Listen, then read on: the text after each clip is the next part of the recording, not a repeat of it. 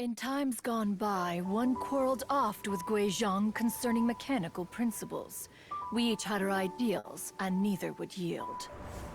Under the pretext of a social gathering, one invited the impartial Rex Lapis to judge the quality of our creations. But Rex Lapis declared that Guizhong's Obscuro Vulpus mechanism was superior. Though one was too proud to acknowledge it, in one's heart, one knew that Guizhong was indeed the superior talent in the mechanical arts. As for the story between Guizhong and Streetward Rambler, that begins with a certain bell. In Guizhong's opinion, while mechanisms were no substitute for human composers, they were yet capable of producing simple but fine melodies.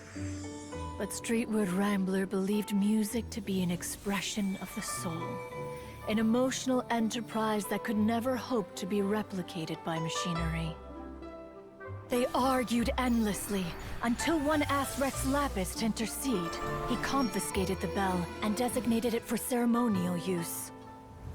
Thereafter, one would often find them convening in the mountains, discussing music, mechanics, and all the affairs of the mortal world.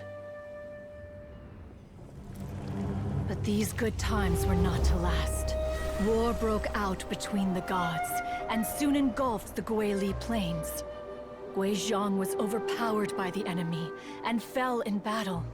When Streetward Rambler and I arrived at the scene at long last, all that remained among the ruins was her lifeless body. After this, at Streetward Rambler's request, Rex Lapis granted her the cleansing bell for safekeeping. To honor our friend's memory, one made a few finishing touches to her ballistic device.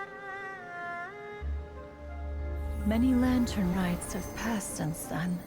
Many greetings and goodbyes. Upon what do you gaze? The Guili Plains? No. It's everything.